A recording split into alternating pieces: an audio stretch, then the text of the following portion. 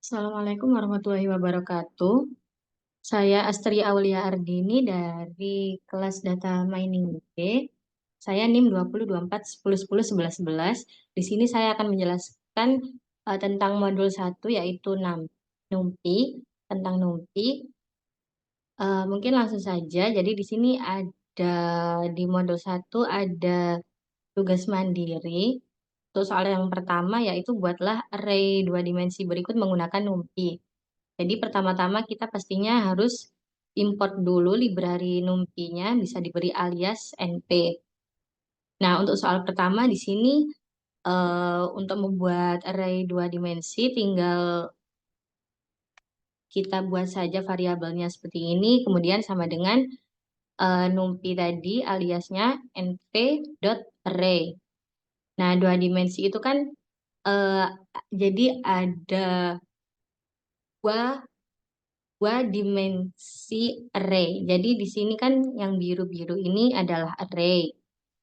Nah, jadi gabungan antara beberapa array ini dijadikan satu array lagi. Nah, ini bentuknya dua dimensi. Nah, setelah di-run hasilnya akan seperti ini.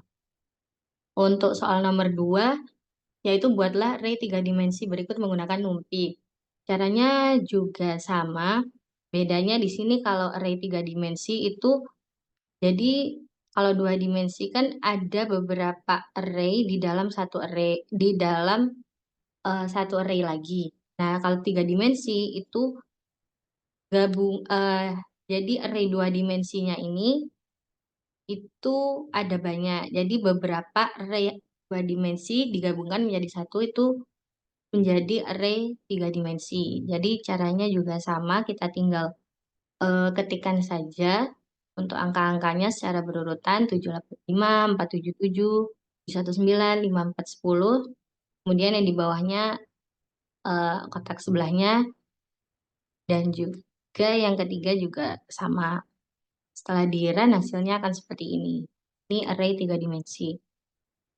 Lalu untuk soal nomor 3, yaitu tambahkan angka 1 pada setiap bilangan di baris ganjil array berikut. Kemudian tambahkan angka 2 pada setiap bilangan di kolom genap array berikut. Nah, ini kita bisa selesaikan satu persatu dulu. Jadi kita tambahkan angka 1 pada setiap bilangan di baris ganjil array berikut. Jadi di sini array-nya kita eh, tuliskan saja. Kita bikin variabelnya, kemudian numpy.array. Ini array-nya dua dimensi, jadi kita tinggal tuliskan saja seperti ini berurutan. Lalu kita run. Nah, di sini pertama-tama kita cek dulu. Jadi kita coba print array dengan baris ganjil. Nah, untuk mendapatkan array dengan baris ganjil itu kan ada baris 1, baris 3, dan juga baris 5. Mana kalau di indexing, yang ini indeks ke-0, yang ini indeks kedua, yang ini indeks keempat. Nah, untuk mengaksesnya, kita tinggal menuliskan seperti ini.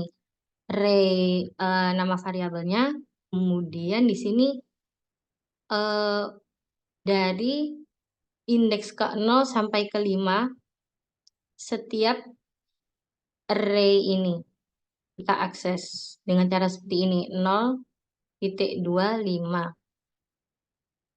Setelah itu, kan kita kan mau mendapatkan baris ganjil.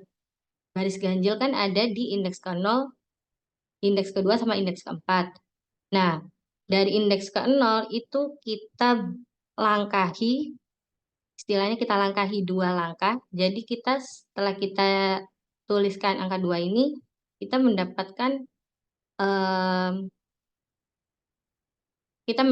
array yang indeks ke-0, kemudian indeks kedua, dan juga indeks keempat. Nah, untuk ininya sendiri, berarti itu kita mengakses dalam array yang ini, itu kita akses semua. Jadi, dari indeks ke-0, angka 1, sampai indeks keempat. Jadi kan 5. 5 itu tidak terhitung, jadinya kita aksesnya itu dari indeks ke-0 sampai indeks ke-4 dari masing-masing array yang sudah kita pilih, yaitu indeks 0, indeks 2, dan indeks 4. Nah, hasilnya akan seperti ini. 1882 itu yang ini, kemudian 10, 147, dan juga 8234. Nah, kemudian kita akan mencoba mengakses kolom genap. Kolom genap itu ada di indeks ke-1 dan juga eh, in- indeks ke-1 dan juga indeks ke-3 ya. Nah, caranya pun hampir sama, kita harus mengerti cara indexing. Di sini kita itu ambil indeks dari indeks ke-0 sampai ke-5. Jadi semua array ini kita ambil, kita akses. Kemudian untuk kolomnya, kolom genap itu kita ambil dari indeks ke-1. Jadi indeks 1 itu kan ini. Nah, kemudian batasnya itu adalah indeks keempat, sebelum 4. Jadi indeks ketiga kan di sini. Nah, jadi kita akses ini, kemudian ini, dan juga ini. Jadi semua array kita akses dari indeks 1 sampai indeks 3. Nah, untuk 2 ini caranya tadi hampir sama dengan yang ini. Jadi kita langkahi. Istilahnya kita langkahi 2. Jadi yang diambil itu indeks ke-1 dan juga kita langkahi 1, 2, dan juga indeks ketiga.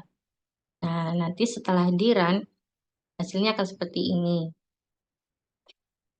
Jadi ada di array yang pertama itu dapat angka 8 yang ini sama 2. Kemudian di array yang kedua kita dapat angka 2 dan juga 2. Dan juga seterusnya. Hasilnya ada di sini. Kemudian tadi kan untuk perintahnya itu tambahkan angka 1 dan juga 2. Jadi angka 1 pada yang baris ganjil, angka 2 di kolom genap. Nah, kita tambahkan satu-satu di sini. Kita tambahkan di ini nanti array 1 ditambah 1, array 1 yang baris ganjil, kita tambahkan angka 1, hasilnya seperti ini. Ini tadi kan awalnya 1882, jadinya 2993. Terus ini awalnya 10147, jadinya 11258. Begitu pula dengan yang ini. Nah, untuk yang kolom genap, caranya juga sama. Kita tinggal definisikan kolomnya, lalu kita tambahkan angka 2. Hasilnya seperti ini. Untuk soal nomor 4, baliklah sumbu Z array 3 dimensi berikut. Array 3 dimensinya kita definisikan seperti ini. Lalu kita di sini untuk reverse array-nya tinggal menggunakan perintah seperti ini, -1. Jadi nanti akan terbalik semua. Jadi kan ini awalnya seperti ini, lalu setelah dibalik itu kolom-kolomnya akan terbalik. Jadi untuk array yang 3 ini akan berada di atas, kemudian yang ini akan berada di bawahnya.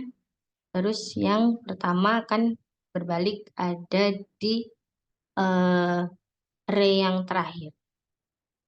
Untuk soal nomor 5, ubahlah array pada soal ini menjadi array 2 dimensi berukuran 6 kali 6.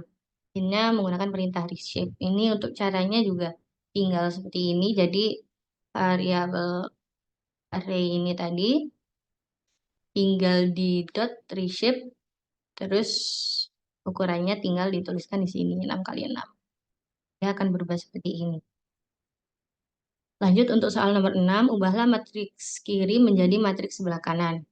Nah, untuk soal yang ini sendiri sedikit memerlukan ketelitian. Jadi didapatkan bahwa matriks yang kiri dan kanan ini terbalik-balik. Jadi ada 4 bagian, jadi dibagi 4. Untuk misalnya ini ya, di kolom yang 5, 10, 7, 8, 9, 10 itu di sini berada di sebelah kanan bawah. 5, 10, 7, 8, 9, 10. Kemudian untuk ya 10, 7, 4, 7, 2, 5 ini dia terbalik berada di sebelah sini. Begitu juga dengan yang lainnya. Jadi terbaliknya itu menyilang.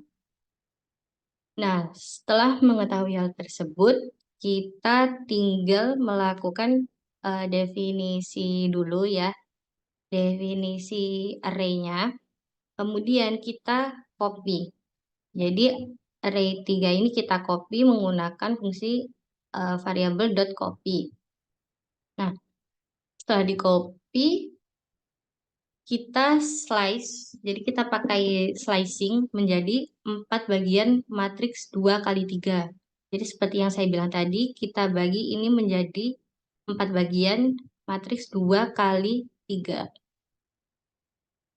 Nah, untuk slice pertama itu didapati si array-nya tadi dengan cara seperti ini. Ini mengakses slice pertama. Jadi 5, 10, 7, 8, 9, 10. Kemudian slice kedua ini yang bagian 10, 7, 4, 10, 2, 5. Lalu slice ketiga ini adalah bagian 1, 8, 6, 10, 4, 6.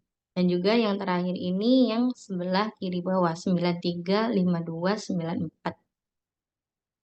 Nah, setelah itu eh, kita pindahkan atau kita tukar dari yang sudah kita copy tadi. Jadi untuk yang slice pertama dari variabel array kita itu ditukar dengan slice keempat.